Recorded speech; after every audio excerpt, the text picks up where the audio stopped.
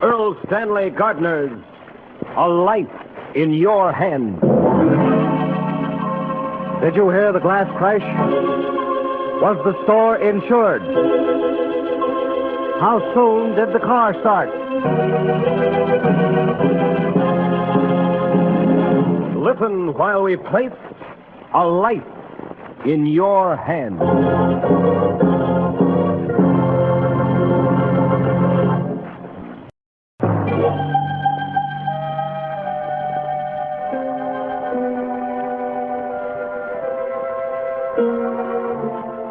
You never know when you step from the safety of your home, when you may witness a violent death, and be called upon to testify as to what you saw and heard, and suddenly find yourself with a life in your hand. Murder is a dark enigma that strikes fear into the heart of man. Strange, baffling, mysterious. But the darkest crime one man can invent, another man can unravel. Such a man is Jonathan Cage, created by Earl Stanley Gardner, the world's most popular mystery writer, creator of Perry Mason, Doug Selby, and many other outstanding characters. Dinner will be ready in a few minutes, Jonathan. Did you have a pleasant drive up? Yes, thank you, Sarah. I'm often complimented on my famous brother, Jonathan Cage, these days. This work you do as amicus curiae, just exactly what is it? Well, literally, it means friend of the court. I don't act for either the prosecution or the defense. I simply cross-examine witnesses in the interest of truth. My goodness, if you don't work for either side, who pays you? No one. Which is one reason why there aren't more men serving as amicus curiae. I've been fortunate in my earlier years, and I can now afford to do this type of work. I've always wanted to do it. It sounds fascinating, Jonathan. And very worthwhile, too. I hope it does some good. I've been lucky enough to bring out the truth on several occasions, but the work never stops. You never know when or where violence will strike. Even now, somewhere in the city, there may be a crime in the making.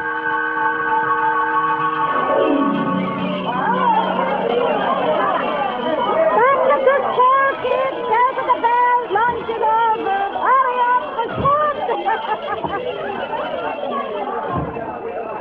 Look, Papa, I just gotta get that pen. If my dad ever finds out that I'm sorry, Billy. You know the rules. No charge over $3. Here's your cigarettes and the lighter fluid. That makes it $2.85 you get charged now.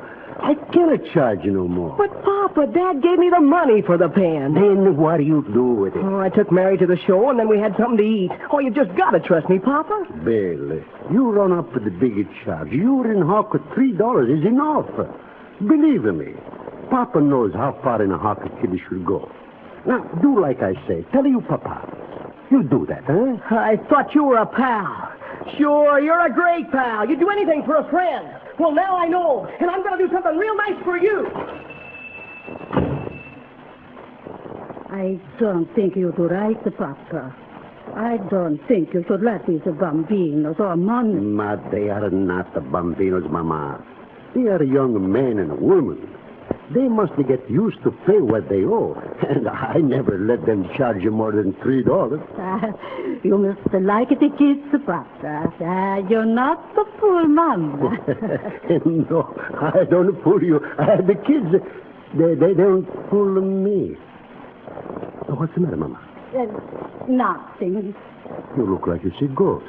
I think for a minute I see across the street the man what come about these machines. I don't see him. He's gone now. Papa.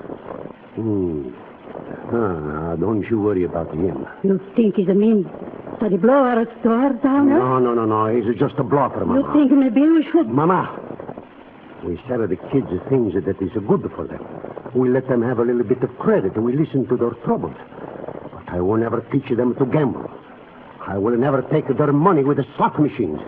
Why, those guys who threaten us to think they are tough. Well, I'm a tough man, too. I will take Papa! Put down that meat cleaver.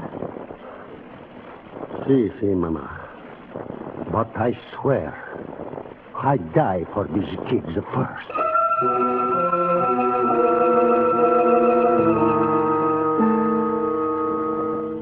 I Beg your pardon. Are you Mr. Gaetano? Si, senor, I am Papa Gaetano. I'm George Nelson. My son Bill comes in here a lot. Oh, you are Bill Nelson's papa. Oh, he's a good boy. I am so glad to know you.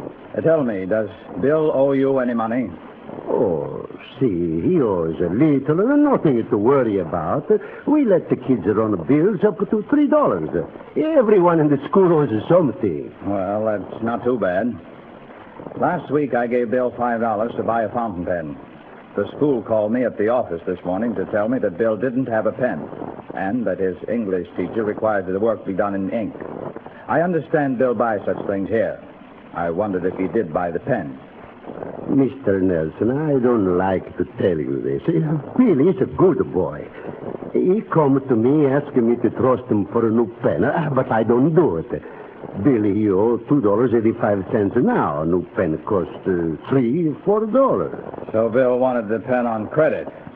Well, I know how to deal with that. Mr. Nelson, you got lots of money. Maybe you spend so much time making money, you don't learn to know your kid. Now, look here. A boy, he's quite some guy. He's got lots of problems. But he's worth everything you got. All Mama and me, we got is the store. But our boy, we're going to put it through college.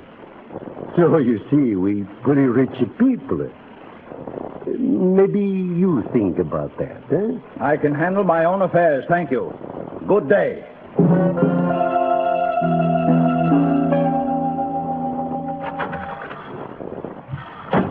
Hey, anybody home? I'm here, Bill, in the living room. I want to have a little talk with you. Huh? What about, Dad?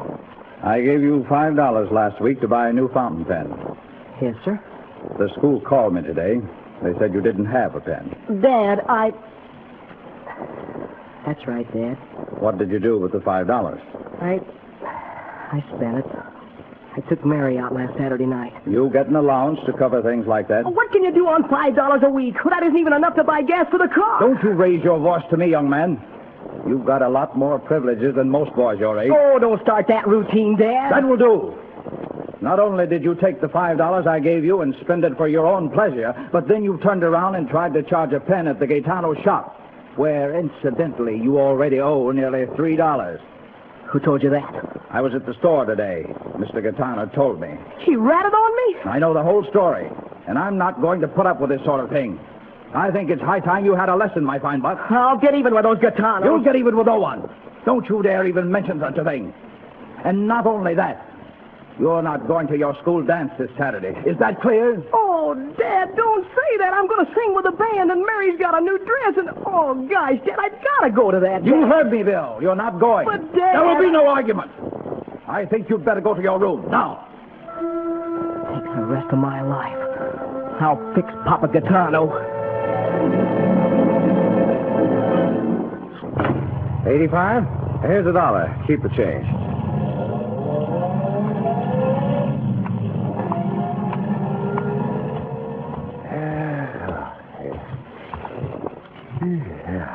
Not quite 11:30. Lodge meeting was over earlier than usual. What's going on?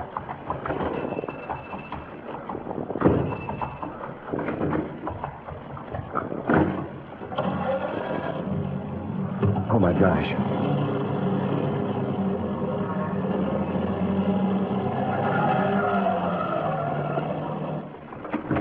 I got him! I got the guy! Help! Help me! Not me, buddy. All right, you want trouble, you'll get it. Let go of me! I didn't do anything! Oh, yeah! That'll take care of you, you young punk. Hey, come here! I got the guy that started it. This kid's a fireball!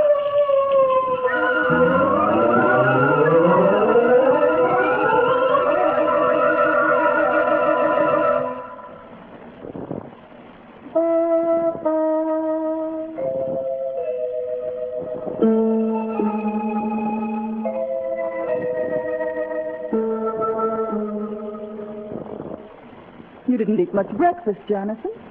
Would you like more coffee? Oh, yes, thanks. Just a half cup. I was just reading about this high school lad that set fire to some store near here since I last visited you. Yes, isn't that terrible? Oh, those poor Gitanos. They're such nice people. And that store was all they had in the world. They planned and worked for years to be able to put their boy through college, too. I don't know what'll happen to them now. They lost everything. Tell me, Sarah, this Bill Nelson, what sort of lad is he? I don't know him. I understand that Bill's a nice boy. A little spoiled, maybe. His father's quite well-to-do. That's interesting. If the father is well off, maybe the Gitanos could recover from him what they've lost. I think I'll drop into court this morning.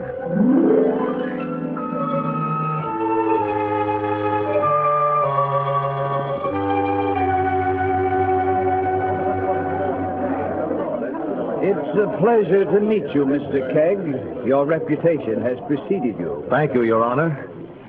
In the case of the People versus William Nelson, the responsibility for the fire can become a very important factor as far as the Gitanos are concerned. To assist in fixing that responsibility beyond question, I should like the privilege of entering the case as amicus curiae. I'm not sure I see the necessity, Mr. Kegg, but considering both the loss to the Gitanos and the youth of the defendant, I will grant your request. You may proceed, Mr. Kegg.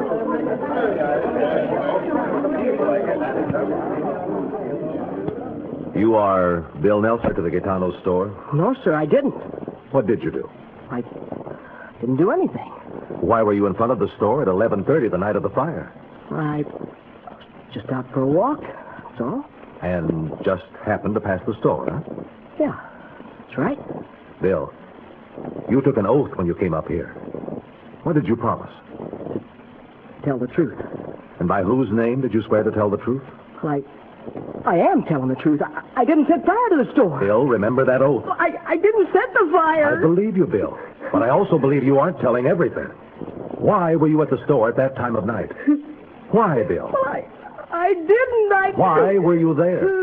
Papa Gitano told Dad about the pen, and Dad would let me go to Dad that I was sore. So you went to the store to get even? Yes, but I didn't mean to burn it down. I just threw a rock through the window.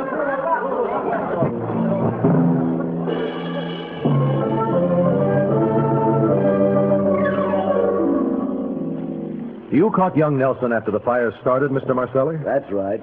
I heard the window crash, and I saw this kid run down the street, and I went after him, caught him.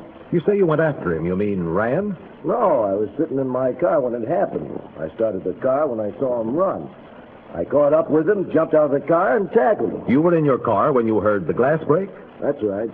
Did you see any fire in the Gitano store at that time? No. How many other cars were in the street at that time? Mine was the only one. You were parked on the same side of the street as the Gitano store? Yeah. Why? Well, why not? That's all.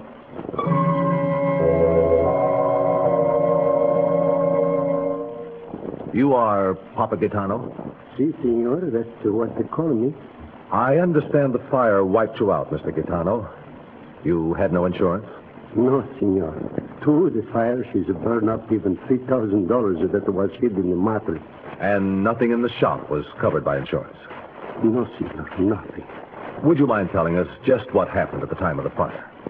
Well, I'm not sure what time, 11, 12 o'clock. Mom and me is asleep. Well, we both wake up at the same time. We smell the smoke. Pardon me, Mr. Gitano.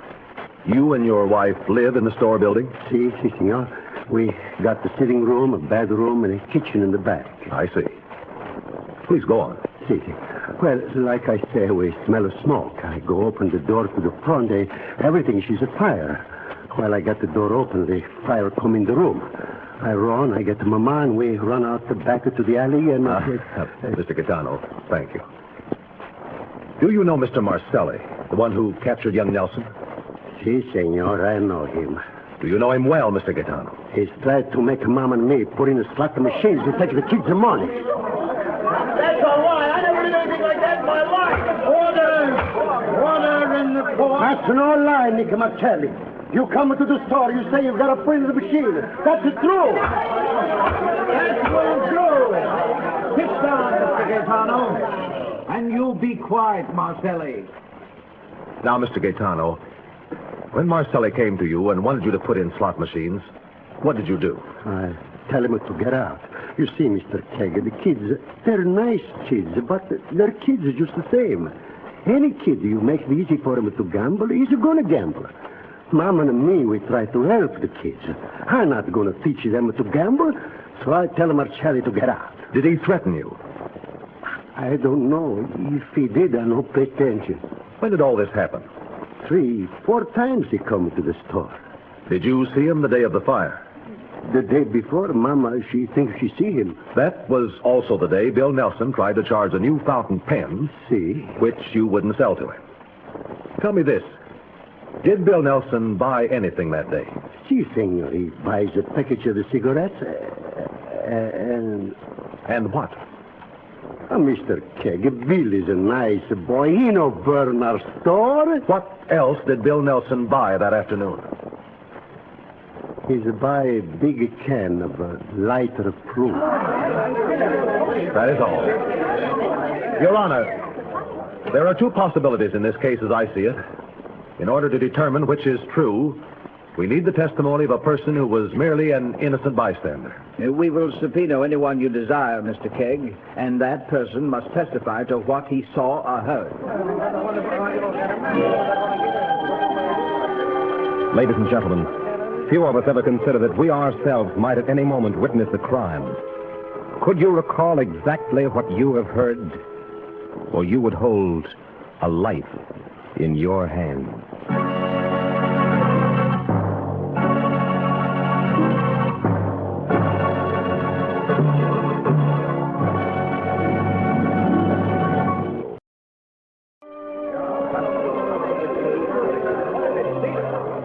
Jonathan Keg is summoned to the stand Timothy Murphy, who had just arrived home from a lodge meeting when he heard the window of the Gaetano store across the street shattered.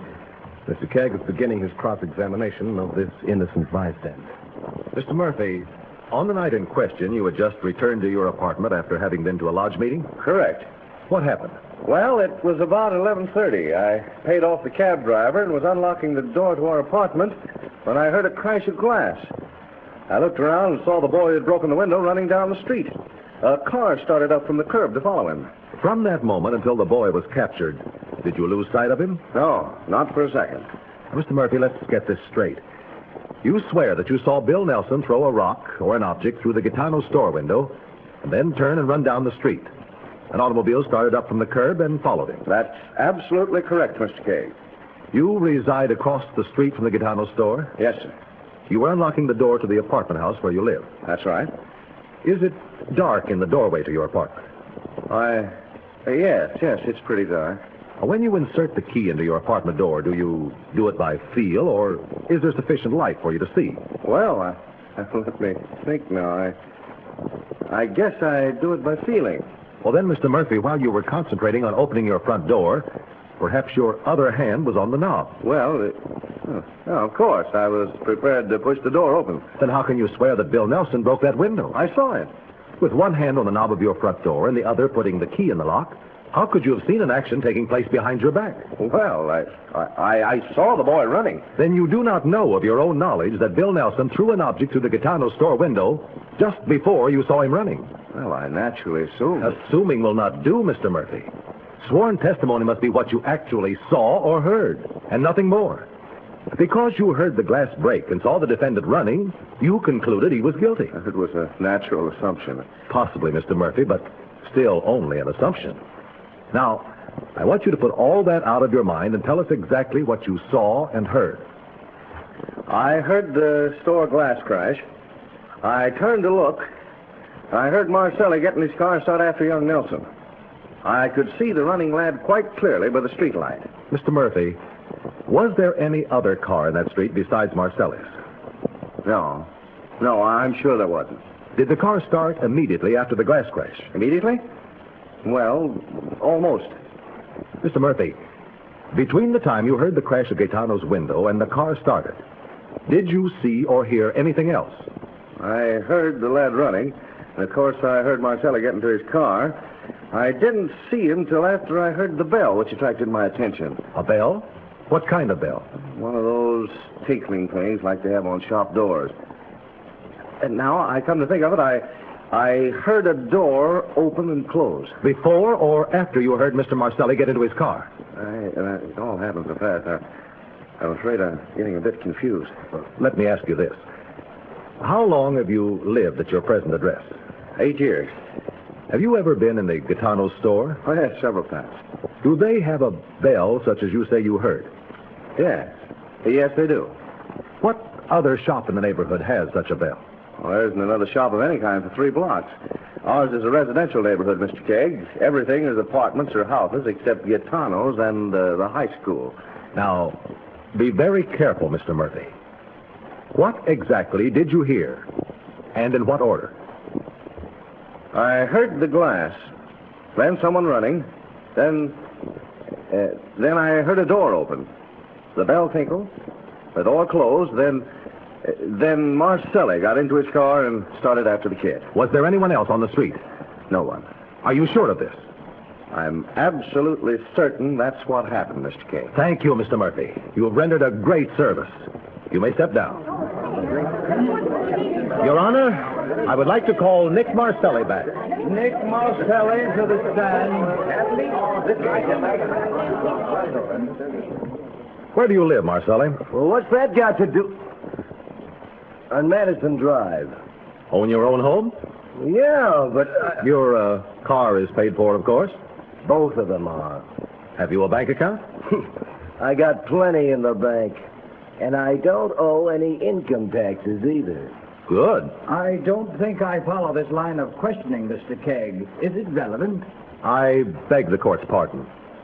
Thanks to the testimony of our innocent bystander, we know who the arsonist is. Order. I still don't follow, Mr. Kegg. I promise to connect up, Your Honor, although possibly a bit unconventionally. I'll expect you to do so. You may continue. Marcelli, you said you were sitting in your car when Bill threw the brick into Gaetano's store. That you started the car and chased him. That's right. But Mr. Murphy heard a car door open and close.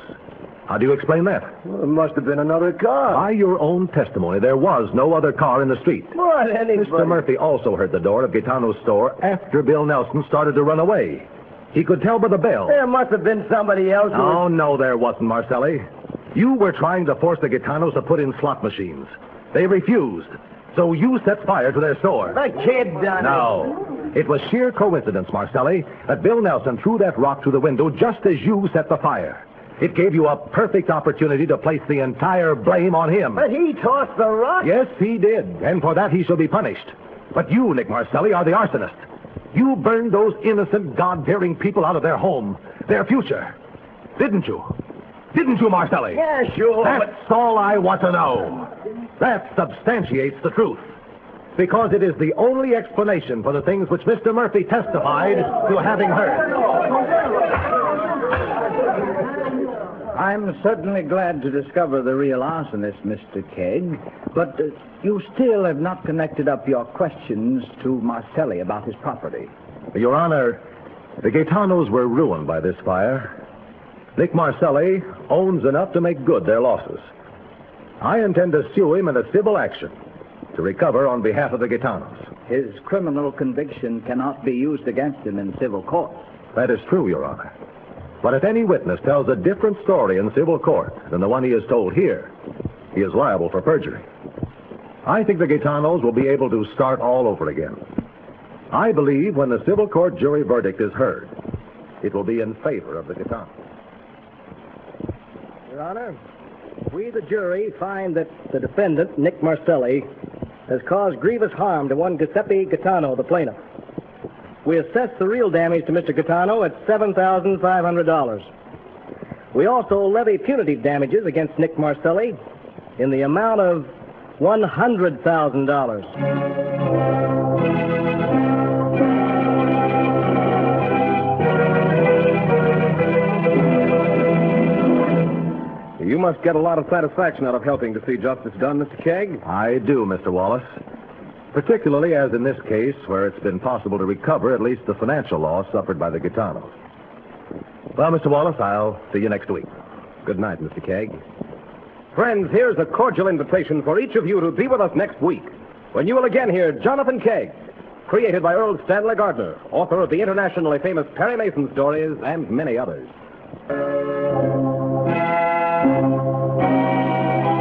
A Life in Your Hands is created by Earl Stanley Gardner, produced and directed by Jack Simpson. Script by the McKees with musical effects by Adele Scott, conducted by Whitey Berkeley. Jonathan Kegg is played by Carlton Cadell. This is Mike Wallace inviting you to be with us again next week.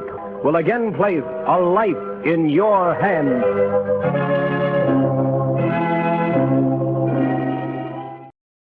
On NBC.